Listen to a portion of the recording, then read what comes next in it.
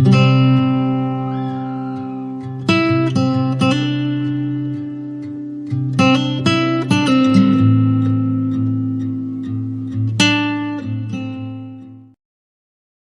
it going, everyone? Happy New Year. So in today's video, I've decided to make this video to discuss these things, which is your ferocerium rod used for fire lighting out in the outdoors. And when you're out practicing bushcrafts or traveling, these things are invaluable. So in today's video, we're going to have a discussion about these, how to choose them and how to use them. So stay tuned.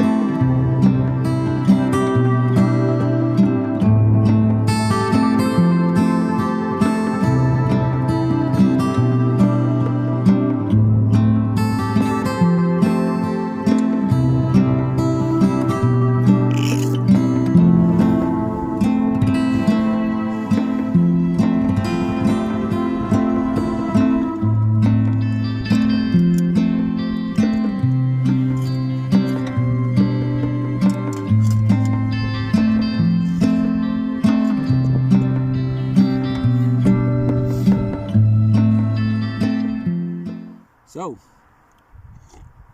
a cup of coffee first. So it's pretty chilly today. I thought I'd come out. I'm in a sort of forest near me. There's quite a lot of forests around me where I live in Scotland. So I am privileged to be able to explore different parts and go to different places. What is annoying though, a lot of them is pretty much conifer forests, so lots of conifer trees, and the broadleaf forests are too far between where I am, but they are out there. I just need to keep recce in these places so I can do some more campouts. Reason why that can be a downfall is fire lighting, which is the discussion that we're going to be talking today. Is all about fire lighting. Now obviously when you are fire lighting, guys, you need to do it safely. You need to practice skills beforehand, but understand where you are as well. If the forest is full of peat, we don't want to be lighting fires there because it could burn underground and cause a forest fire. So we need to really be selective of where we have our fires. Now modern technologies really helped us here because there's lots of things we can do. Like you saw in my previous video, I did a little Happy New Year video with the hobo stove with the Eagle Products kettle on top of it. Yeah, something like that is great because you can carry that with you and have a little contained fire, or some of the wood burners that you can buy, and some of the collapsible fire pits that you can have. So that really opens doors for us. It means you're carrying an extra item, but you know, definitely opens doors for us. Anyway, in today's video we're going to discuss these things, which are all about ferrocerium rods. Now I've got quite a few in my possession. This is not all of them by all means, guys, okay? It's just some examples just to kind of talk about them. On YouTube I've noticed there's lots of different techniques being employed when it comes to using the ferrocerium rod, and there's all sorts of weird and wonderful techniques out there, and it depends on the ferrocerium rod that you have. Now what I suggest is find one that you like and stick with that technique, okay, because that's the one that's going to be useful to you. It's the one that you know how to do, and it's the one that you will be using most of the time when you're outdoors. On the other hand, there is a lot of bad habits out there. I don't know if you guys have noticed this. It's not to say they're not effective, because ultimately the objective is to get a fire. So if you get a fire, fine, cool, it works. When I say bad habits, I mean dangerous habits where people are using the striker, and let's say you're using your knife, for example. So let me just show you my knife here. Okay, you've got your knife and using your striker okay, and using the back of your knife, then great. But I've seen some people use the front of the knives, and obviously that's a bad habit, isn't it? And other things that I've seen people do is utilize all the material, and they're going backwards and forwards, you know, really rubbing on these ferrocerium rods. And again, they do get the fire, so like I say, it's not to say it doesn't work. It's more so that they're using up a lot of material doing that. You want to preserve this tool, and especially if it was a survival tool, you want to preserve it as much as you can. So with that said, we're going to discuss these tools first, and then we're going to look at some of the techniques you can employ depending on which one you choose. Now, some of the ferrocerium rods, now I've got here, I mean, I'm not going to do any reviews here, guys, and the reason why I'm doing this video is because, is it David Knight on Facebook asked me, when he saw my Happy New Year video, he was asking me what was the ferrocerium rod I used, because I lit my fire in one, you know, one strike, one spark, and yeah, literally, it's just literally one, done. That should be it. Okay, you really don't need to do too much. A couple of times you might need to do a few attempts at it. It depends on the weather conditions and the material that you're striking the fire with. Now, at the time I was using a tinder card, which makes life a lot easier for sure. But if you're using birch bark and things like that, it can be a bit more challenging, so you might need to do a few attempts. But ultimately, he was asking me what was the ferrocerium rod I was using. This one was a strike fire. Okay, these are my preferred ones. This one and Light My Fire, these are my preferred ones. But I do have some other examples here that are not those brands. And this is not a review, guys. I'm not going to do any reviews because reviews are opinionated. What I say might be good for me or works for me. You might then be influenced to go and buy that product and go, I don't like it, it's rubbish, Sammy was wrong. Now, the reviews are opinionated, and that's why I don't do reviews, guys, just so you know. So I'm not going to do a review on anything here. I'm just going to tell you what works for me, and if I had something different, how would I use it different? And it's the same for all kit. Okay, that's the same for anything. Some people prefer, like you just see me there light up my Crusader kit. That's my preferred brew kit. I've been using it for over 15 years, and I've got on with it, and I'm never going to change it, and I love it because it works for me. Some people has the Crusader kit and go, no, I don't like it, you know, it's horrible. Some people might have the Stanley kit. I don't like the Stanley kit. Okay, I think it looks weird, but it cooks, you know, food, and it boils water. So that's, again, it worked for the person that's using it. It's not to say it's rubbish. I'll never say that. What I will say though is it's a personal thing, and that's the mentality we always need to stay with. So I'm not going to be doing reviews, guys, but I will show kit and equipment. I might talk about how to select it, and I'm going to talk about how to use it. So without going into a bit of a tangent here, let's have a look at this one here. This is the Strike Fire. This is the one that was on that video, and I'm going to compare it to something different. This one is Miltech. Okay, now Miltech, I can tell you now, I never got along with it. I used it and gave it a chance for a good, what, 3-4 years of use. Yeah, probably around that. And it was, if anything, I was just trying to get through it, and it was doing my head in. And you can see, I'm not sure if you can see on the video here, if it's picking that up, it's split. It's split all the way down there, it's split down there. And reason why is the compositions of the mish metals are different. This one is a softer ferrocerium rod, where these ones are a little bit harder, and I prefer the harder ones. And it's not to say the brands matter, because some of them you do get these strikers on there. Here's another one. It's not Miltech by all means. I think this is an old Swedish fire steel. It's in between. It's like an in between. It's not too hard and it's not too soft, so you can try certain techniques on this, and I don't mind this one, but it's yet to, I haven't used it enough to say whether I like it or not. It just wasn't doing the things I wanted it to do. Okay, I got this one from China, from eBay, and you can see it comes with a little striker. Not a fan of these strikers here, but you can see I've used that one. Look at that, it's gone all thin there. I used that one for years, and this eBay one was quite hard. I liked it, and I was using it, and it was the one I practiced with the most. It's the one I made the mistakes with. It taught me a lot. So I got an El Cheapo one, and I got a very you know, decent striker for it, the ferrocerium rod for it. The Miltech one was garbage, in my opinion, because it was too soft. Now, it's not to say it doesn't work, and I'm going to show you the technique you have to employ if you get a softer ferrocerium rod. So this one is softer. It's just not my preferred hardness to it. There is one that I've made myself, and I've put a little bullet handle on there for fun. I had a couple of these bullets that was given to me, and put some handles on, used them as handles for ferrocerium rods, and gave them to my friends and that, which talks about a little giveaway that I'm going to do after this video. Okay, so stay tuned guys, because you can be part of that. And this one is one I made myself, and again it's in the in-between sort of thing. Now, why does that matter about the, not necessarily the brand, but the hardness of the ferrocerium rod? Well, it depends on the technique you're going to use. Some techniques will work with some steels and other techniques won't. Okay, and that's what we're going to talk about now. So I'm going to adjust the camera, and I'm just going to put you towards this big rock that I found. Okay, and I'm not going to light any fires today guys, because again, you know, it's a bit damp today. I'm not staying out here. I'm not going to stay for long. I'm going to be gone after this. But I will show you some of the techniques. Okay, I might strike up, if I can find some birch bark, I might strike a bit of birch bark to show you how that's done, if I can find it. But let me adjust the camera and we'll talk about each steel now, and then you can make a decision on which one you want to use. Okay, so these are some of the examples of ferrocerium rods I have. You see this little diddy one. So this one I don't tend to use. You can see I've used it a couple of times testing it out. It pretty much lives in my car in case if I get one. It's just one I made myself. I stuck a little bullet handle on it. I had a few of these bullets here, and I thought they make good handles, a good way of repurposing them. And I've been giving them to friends and what have not. So a couple of people have got these now that I've given them away. And this one was an old Chinese one that you can see I've used it quite a lot. You know, just playing around with different tinders and what have not. This is the one. It hasn't really got a brand.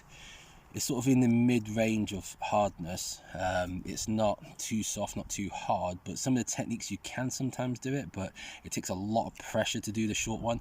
I'm finding it probably works just the same as this one here, which is the Miltech, which is very soft. I'm not a fan of the Miltech one, to be fair. Softer steels are not my thing.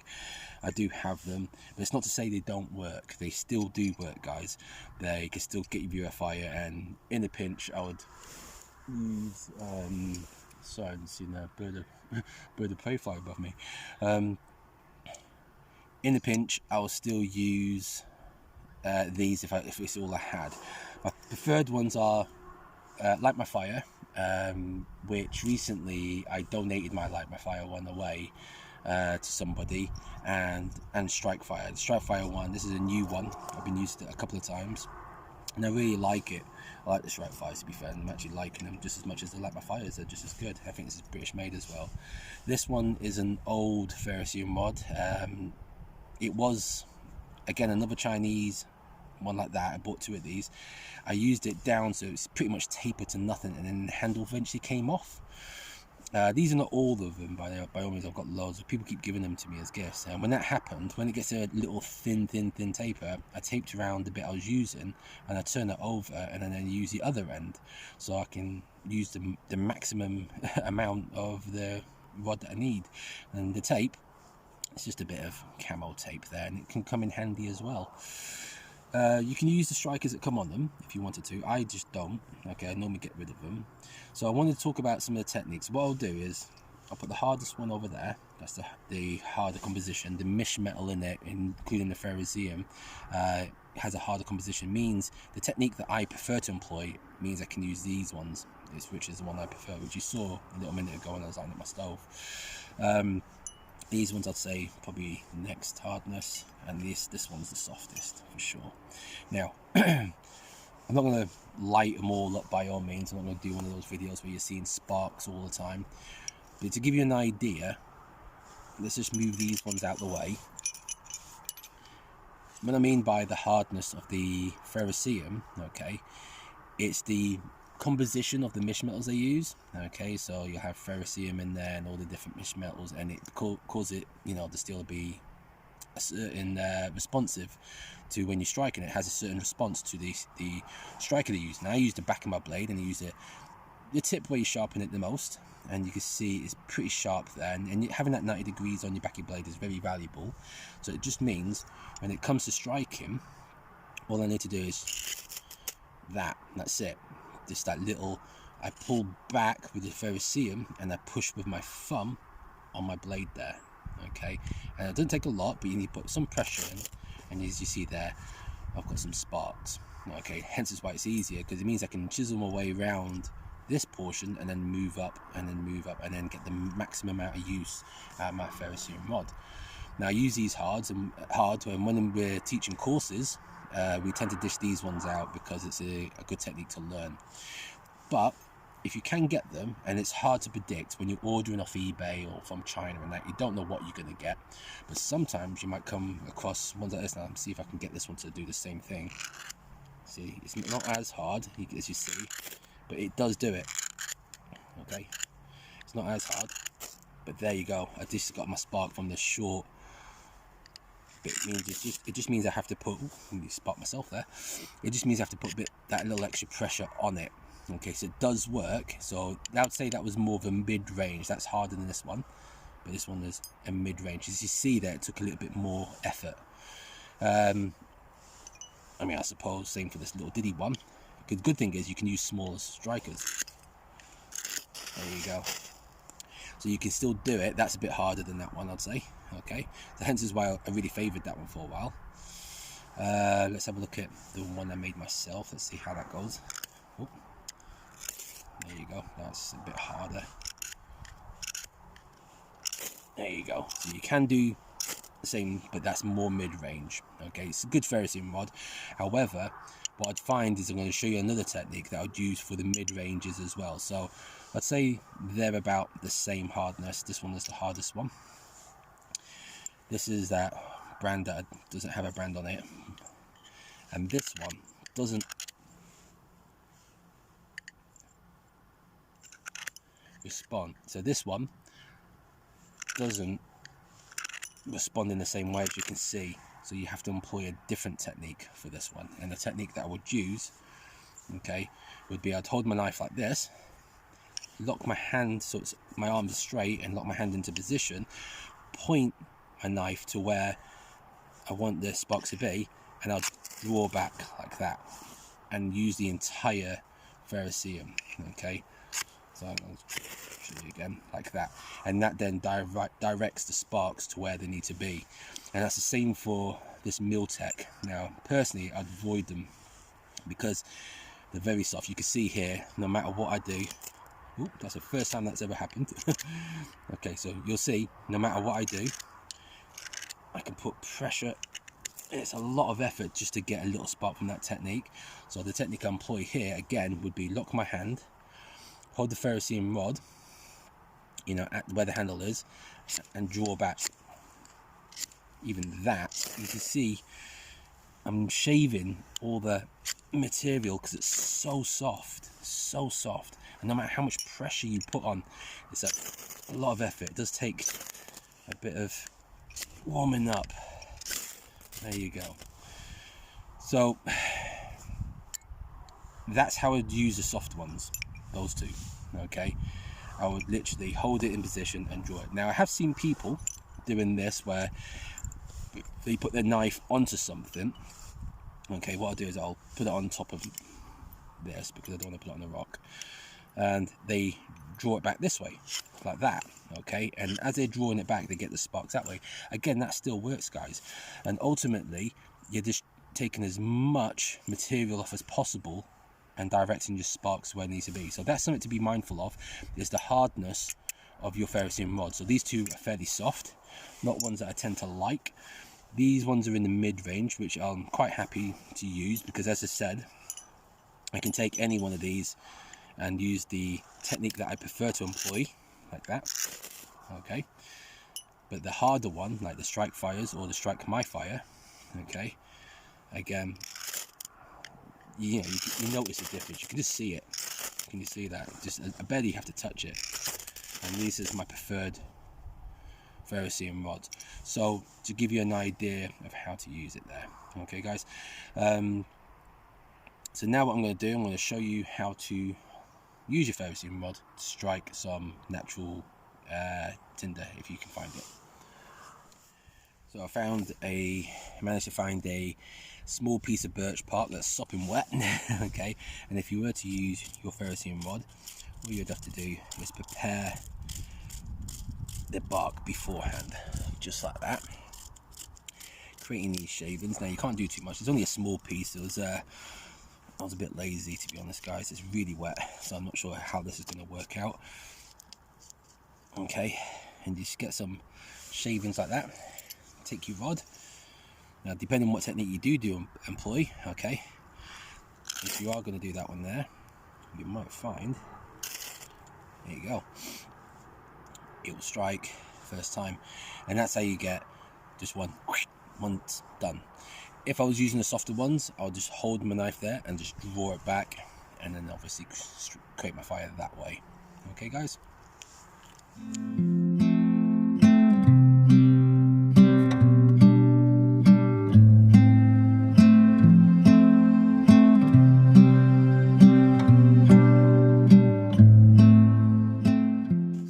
Guys, just a couple of things to think about when you're selecting your ferrocerium rod and how to use it. Is the hardness of the rod.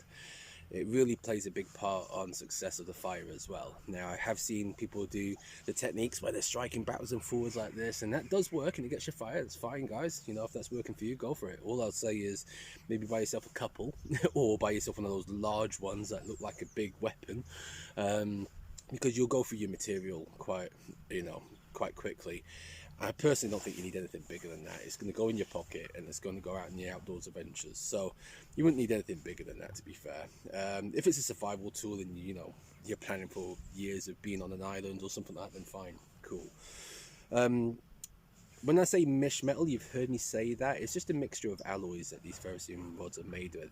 And you can ask the manufacturers if you're unsure of their mesh metal that they've got. And it's a composition of something like cerium, magnesium, iron. I'm trying to think here. I can't think of all the other ones. They're real long terms, hard to remember. Have a little look on it, do a little Google search. But the composition of those will dictate how hard your rod is. And I know, like my Fire and Strike Fire have been two brands that are giving me high quality ferrocerium rods that I can use that small, just taking a bit of a strike off the end there. Now, the benefit of that technique, it directs your sparks to where you want to go. Okay, the softer rods, it's harder to do that with. And if you're striking the entire ferrocerium, even though you're taking a lot more material off by doing so, what you do is create a big shower of sparks, and that can be beneficial as well, especially in like wet weather. You can really get a whole shower of sparks there. Great for the novice as well, and someone who just wants to just go through their ferrocerium rod. So either one works. Okay, there's no one's better than the other. I'm just telling you what I prefer. Okay, now at the beginning of the video I did say I was a giveaway, so I'm giving away this ferrocerium rod. It's one I made myself. It's a medium sort of composition on the mesh metal I was talking about. So it's not extremely hard and it's not too soft. It's bang in the middle. It's a sweet spot if you ask me. And I've put a little bullet handle on there. I've been giving a whole bunch of these bullets and I've been giving them away to people, my friends and that. So I've got one I'm going to give away to you guys. Now, the way you have a chance to winning this ferrocerium rod is I'm going to do a little draw at the end of the month. Okay, so on the 31st of January 2024, I'm going to announce the winner. Now, those who have subscribed already, thank you very much for your support. For you to enter the competition, all you have to do is share this video and encourage other people to subscribe to my channel. I am looking to grow my channel, so there's an incentive there for you guys. And if I can get over that 500 mark by the end of the month, I'll be very happy. Obviously I want to grow the channel because I've got lots of adventures coming up. I'm going to be doing more canoe trips, more hiking trips. I'm going to do some more of this how to select your equipment, how to use your equipment. Now, I won't be doing equipment reviews. There's plenty of them out there, but I've shared my opinion on that. But I will show equipment. Okay, I will show you what I've got, and I'll show you how I use it and why I use what I use and select it for whatever I'm doing. It chops and changes depending what I'm doing. For those who are non-subscribers, and if you want to enter this competition, all you have to do is subscribe. Okay, that's all you have to do, and like this video. With that said, once you've shared the video or just subscribed, to let me know you've done that, just make a little comment in the comment box, okay, saying you have subscribed or you've shared the video if you're already an existing subscriber. So you can say existing subscriber, video shared, or you can just write subscribed if you're a new subscriber. On the 31st of January, I will announce the winner, and this will be going to a lucky winner. I'm going to make it very fair, guys. I'm going to be gathering up everyone's names and just picking them out the hat, or even better, I might pick it out of a billy can. How about that? And then announce the winner. So guys, thank you very much for your support up to this point, and look forward to seeing another video. And look out for that video, because obviously I'm going to do quite a lot of DIY projects as well. So how to make your own equipment, I've got an idea of a few things that I'm going to do here. And stay tuned for the next video, and good luck with competition, and I'll see you soon. Take care.